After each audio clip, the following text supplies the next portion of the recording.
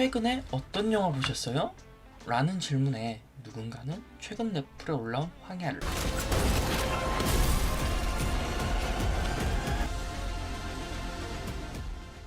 또 누군가는 디플에 올라온 밀수나 다른 OTT에 올라온 영화들을 말씀하실 텐데요. 그럼 질문의 범위를 좁혀보죠. 극장에서 본 영화만. 이 질문에 나 이런 영화 봤다 라고 답하시는 분들부터 최근 극장에서 보지 않아 선뜻 대답이 안 나오신 분들도 있을 텐데요. 최근 한국의 박스오피스 수치를 보면 여러분들은 후자에 속하실 확률이 높을 것 같습니다. 왜 우리는 점점 극장을 찾지 않게 된 걸까요? 서론이 길었습니다. 오늘 저 크레이지 무비와 함께 알아보시죠. 극한 직업, 어벤져스 엔드게임, 알라딘, 기생충, 겨울왕국 2. 이 영화들의 공통점이 뭘까요? 바로 2019년 한 해에만 나온 1000만 영화라는 겁니다. 극한 직업이 1626만, 어벤져스 엔드게임이 1397만, 알라딘이 1279만, 기생충이 1031만, 겨울왕국 2가 1376만. 대한민국 영화 역사상 가장 많은 1000만 영화를 배출해낸 해입니다. 참고로 2위는 2014년입니다. 그럼 저 영화들 이후 1000만 영화는 뭘까요? 바로 2년 후인 범죄도시2와 아바타2입니다. 뭔가 이상하죠? 2020년부터 2021년까지 1000만 영화는 단 한 개도 없습니다. 1000만 영화만 없을까요? 크게 흥행한 영화들이 많지 않고 영화관을 찾는 사람들의 빈도 역시 낮아졌습니다. 여기 2019년의 오늘과 2024년의 오늘을 비교해보죠. 참담함이 느껴지십니까? 둘 다 주말임에도 2023년 1일부터 10일까지의 1일 관객수가 2019년 1위 영화 1일 관객수의 반의 반도 안 되죠. 아무리 표값이 비싸도 같은 주말인데 이 정도로 큰 격차가 난다는 건 그만큼 사람들이 과거에 비해 영화관을 찾지 않는다는 걸 알 수 있습니다. 한국은 2012년부터 2019년까지 매년 1000만 영화들이 한두 개 정도는 나올 정도로 영화관을 찾는 사람들이 많은 나라였습니다. 오페라와 뮤지컬 등 비싼 값을 요구하는 여가 생활들과는 달리 모든 나이대의 사람들이 비교적 싼 값으로 즐길 수 있는 문화생활이었습니다. 그러나 우리는 이제 점점 극장을 찾지 않게 되었죠. 여기에는 크게 외부적 요인과 내부적 요인 두 가지로 나눌 수 있습니다. 외부적 요인 역시 크게 세 가지로 나눌 수 있죠. 첫째, 코로나로 인해 높아진 티켓값.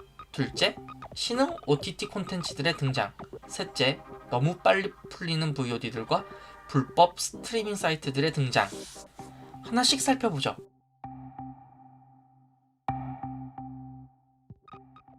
사람들이 극장으로의 발길을 끄는 가장 큰 이유 중 하나라고 생각합니다.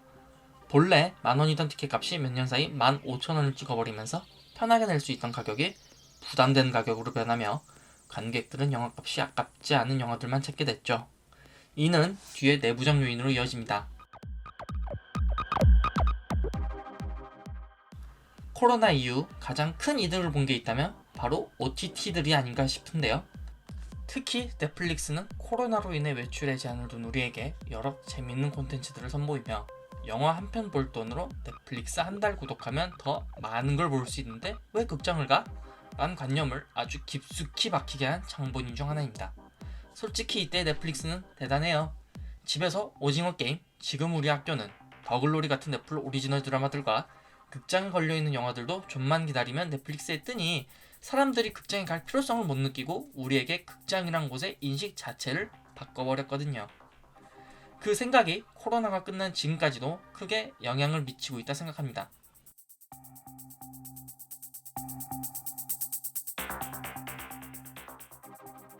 첫째와 둘째 못지않게 정말 중요한 문제라고 생각하는데요. 둘째의 경우 합법적인 경로로 콘텐츠를 본다면 마지막의 경우 우리에게 저작권이라는 인식을 지워버리게 한 결정적 근거라고 생각합니다. 극장에서 상영하던 영화들이 흥행이 되지 않자 그 손해를 막기 위해 제작사들이 VOD에 팔아버리고 풀린 영상들을 모아 불법 스트리밍 사이트에 올리는 이 기형적 구조로 인해 이제 OTT에 가입을 왜 해? 공짜로 볼 수 있는데? 란 생각조차 널리 퍼지게 되었습니다. 이는 한국의 빠른 IT 체제와 부족한 저작권 의식이 합쳐진 결과라고 생각합니다. 그럼 이 많은 외부적 요인은 차치하고 내부적 요인은 무엇이 있을까요? 사실 내부적 요인은 하나밖에 없습니다. 사실 가장 근본적인 문제이자 가장 어려운 문제라고 생각합니다. 코로나의 영향을 떠나 이때 당시 개봉한 영화들 자체의 문제 역시 크죠. 그럼에도 흥행한 영화들은 있습니다. 범죄도시 시리즈와 아바타2 그리고 최근 서울의 봄 같은 영화들은 천만을 달성했죠. 이외에도 입소문을 탄 여러 영화들이 흥행에 성공했습니다. 이 현상이 우리에게 주는 메시지는 뭘까요? 바로 내가 진짜 보고 싶은 건 OTT고 불법이고 상관없이 극장까지 가서 본다. 15,000원이든 얼마든 사람들은 내가 보고 싶은 영화는 그냥 극장까지 가서 본다고요. 최근 한국 영화계는 내는 작품들 중 절반 이상의 영화들이 손익분기점에도 못 미치고 여러 독립영화 제작사들은 문을 닫기도 했습니다. 들이는 돈에 비해 결과가 너무나 처참했고 이는 대형 제작사들 역시 마찬가지입니다.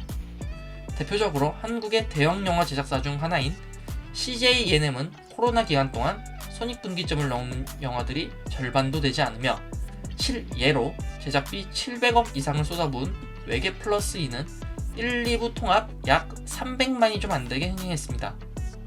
이 영화의 1, 2부 손익분기점은 1,400만입니다. 손익의 반에 반도 못 채운 거죠. 또한 같은 CJ 제작의 제작비 280억 SF 영화 더 문 역시 600만이란 손익분기점이 무색하게 51만이란 상당히 초라한 스코어로 막을 내렸습니다. 그렇다면 이 영화들이 흥행하지 못한 이유가 관객들에게 있을까요? 그건 아니죠.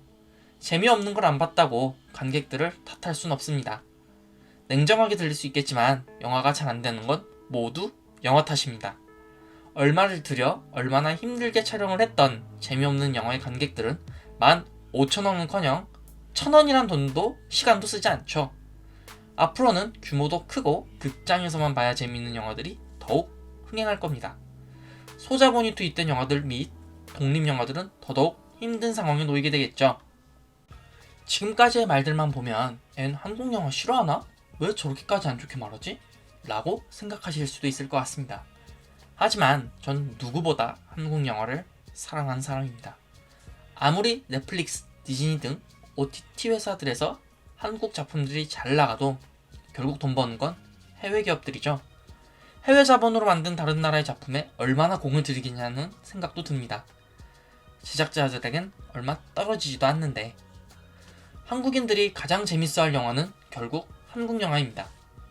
영화 콘크리트 유토피아의 황궁 아파트라든지 영화 기생충의 반지하집은 한국인들만 이해할 수 있는 주거 형태의 문화이며 영화 남산의 부장들, 서울의 봄같이 12.12 사태를 다룬 영화들 역시 한국 근현대사에 있어 중요한 사건과 인물들이 나온 영화는 제법 흥행했었죠. 무엇보다 그런 한국 영화들이 흥행해서 좋은 성적을 거두고 더욱 재밌는 영화들이 나온다면 결국 관객들의 선택폭 역시 넓어지니 서로 좋은 거죠. 한국 영화와 더불어 다시 극장에 활기가 돌기를 바랍니다. 아무리 그래도 영화는 혼자 보는 것보단 여럿이 보는 게 더 재밌으니까요. 긴 말 들어주셔서 감사합니다. 지금까지 크레이지 무비였습니다.